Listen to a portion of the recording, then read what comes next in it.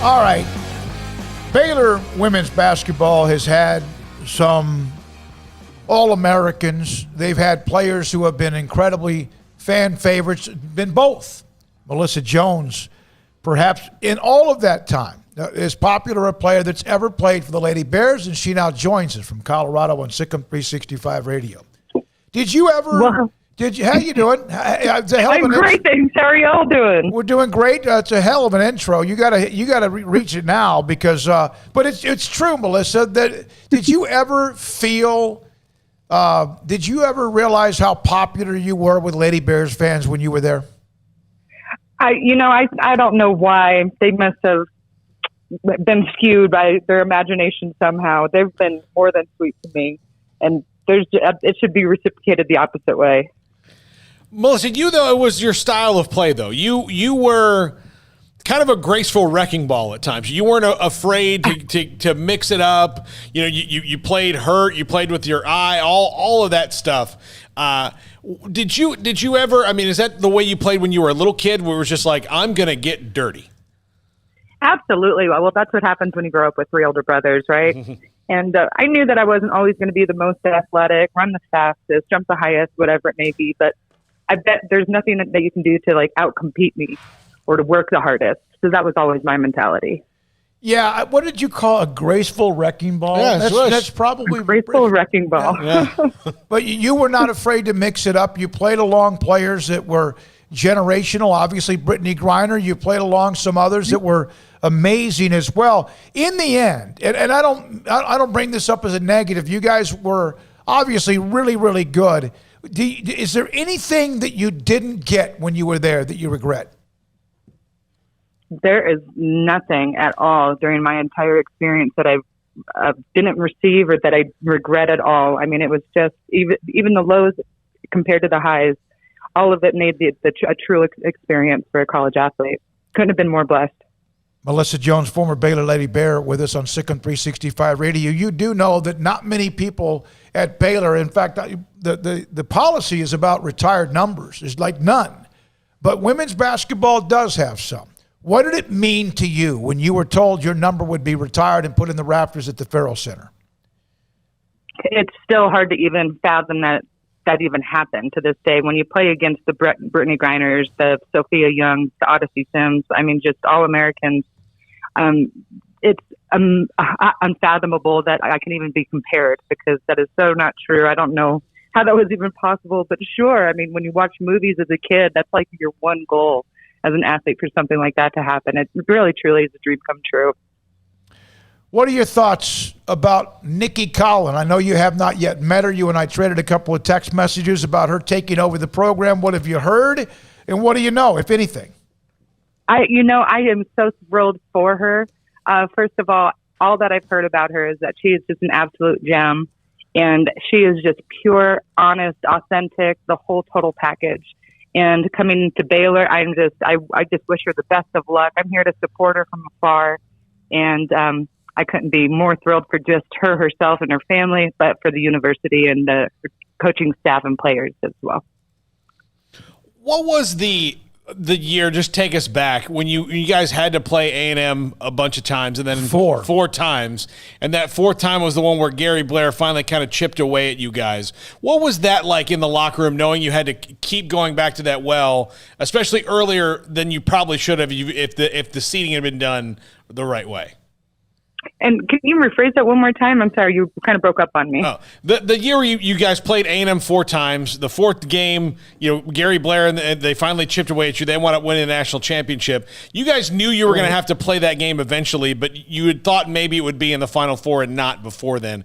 How was that reacted to in the locker room by the team? I know how Kim reacted to it, but I'm curious as to the players, how they dealt with it.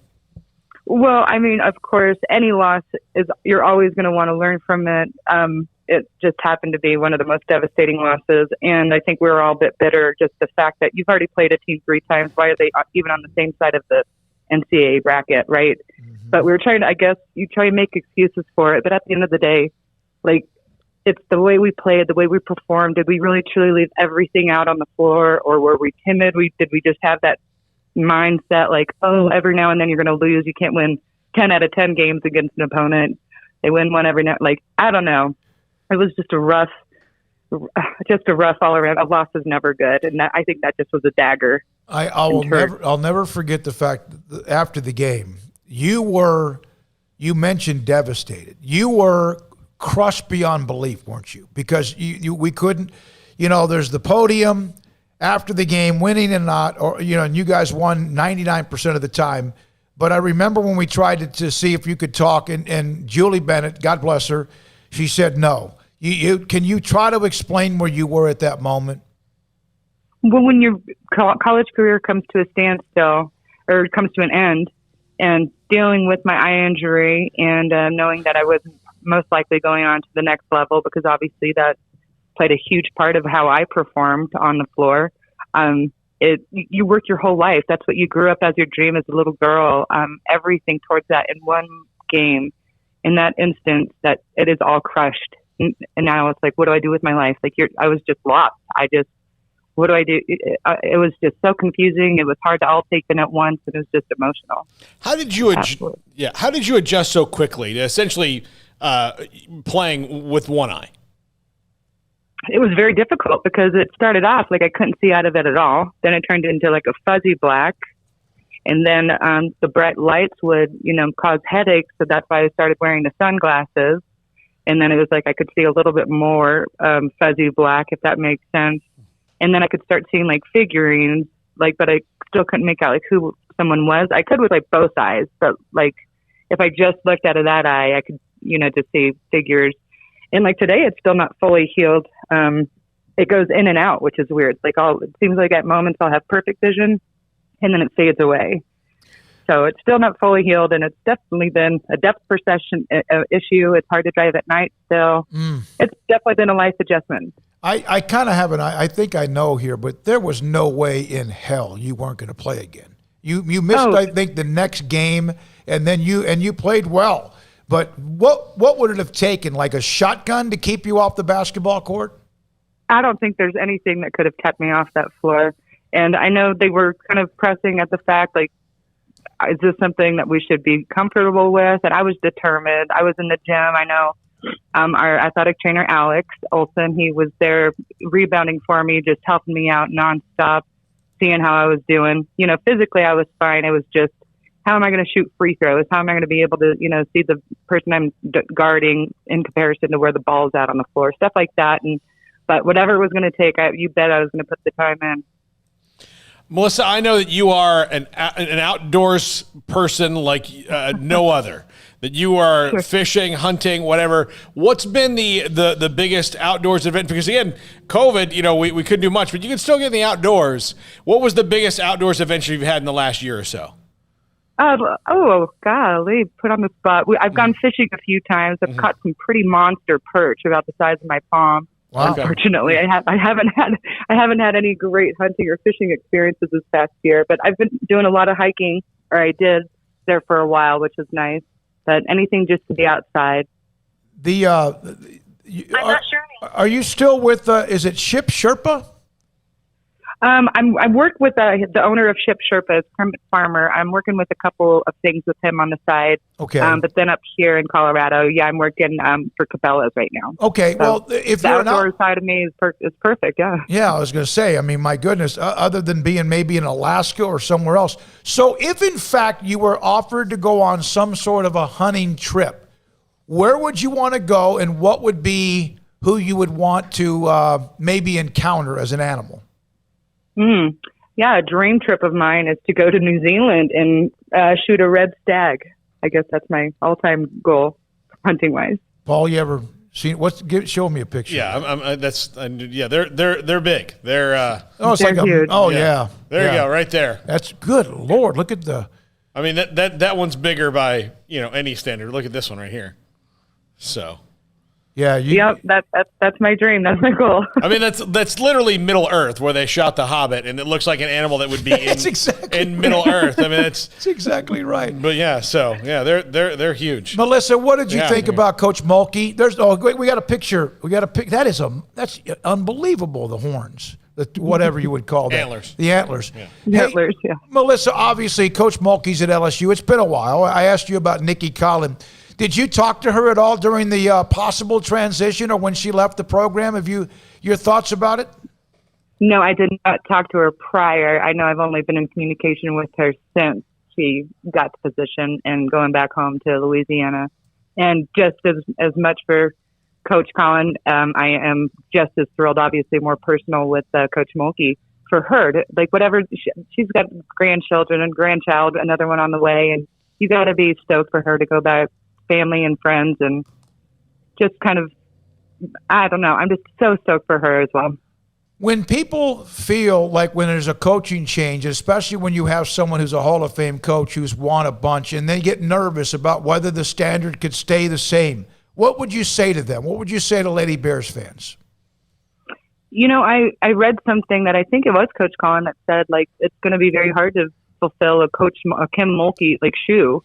However, it would be great to see what a Nicki Collen shoe looks like. I mean, why be a Kim Mulkey when you can be something different? It's not all going to be the same, but why can't she just be as successful?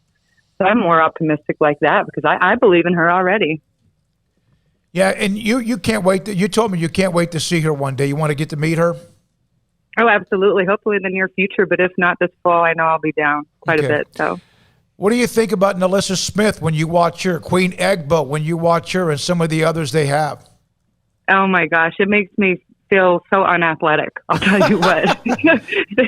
Just the way that they can move, their work ethic, their excitement, everything. Like, I don't know if I'm just getting older, but looking back, like, I'm like, holy cow, did I look half this decent? Because they are just spectacular. I'm so excited what this year is going to look like. In the end, you mentioned your senior year and how hard it was to end the year that way and what you had to deal with as well. Have you ever been one of those why me people? Definitely had my moments, most certainly. But I haven't dwelled in them for too long, thank goodness. But definitely you question it, or you question why bad things happen, and you kind of feel like your intent's pure. But everything happens for a reason, and I still firmly believe that God helps us through it, regardless of what it is. Did you ever want to coach? You know, after I played overseas for a while and did a few things there and there, I thought about coming back to coach. But I think it's just because it was so much of my life, and I was still kind of frustrated with the way I couldn't, like I was performing and wasn't the same with my eye injury. I kind of put it on the back burner. And I mean, if the opportunity arose, sure, I would love to, but that means I'd have to start like at a high school level because I don't have that experience or anything. And it's going like all the way back, which would be kind of difficult to do. If I have one more question, you know about what the NCAA has now got this name, image, likeness, where there's a possibility of student athletes in college taking advantage of what they can or cannot do, or some sort of marketing or, payment. And student athletes now probably get more than they've ever gotten before, whether it's a stipend, and Craig mentioned this, a bunch of the travel, the clothing, whatever. What do you think? What do you think about where we're going when it comes to how student athletes are getting taken care of? That's very difficult to even think about them getting treated nowadays as we got treated when I was there, because we were treated like queens. We really were. And so to know that they're getting more than what we got, holy cow. I mean, again, I'm happy for them. I mean, it is like a job. It is a business. They're sacrificing their bodies, everything to be where they are. But I mean, is it spoiling them at the end of the 4 years and then they at a low part in their life? It's definitely a possibility, but I'm just one voice. I don't really know if I can venture one way or the other. Mm-hmm. So I'm not sure. I would have thought that if it was available when you played with your popularity, who knows what could have happened. And again, we're not talking about just raw cash, but in some cases it is because of what you put up on your social media, which you're smart. You don't have that, or Twitter. But someone with your popularity, who knows what the opportunities could have been. Golly, I don't even want to think about that. Life has gotten too complicated. Maybe I'm just getting older, but yeah.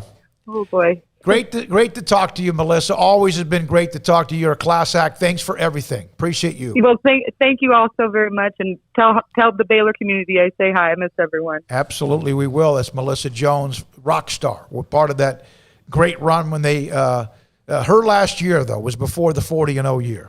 A year that, no question, that series with A&M, it wasn't like they won by 16 and 12. They won by 3 twice, and I think one game maybe they won by 6 or 8, and then lost by 12 in that regional final up in Dallas, in which they froze up, and Gary Blair had the perfect type game plan, and A&M played well, and they went on to win the national championship. Another one, as many as they won, that's one that got away, that team right there. One note on the Lady Bears, Lauren Cox, and I had seen this, but thanks to Matt for also getting our attention.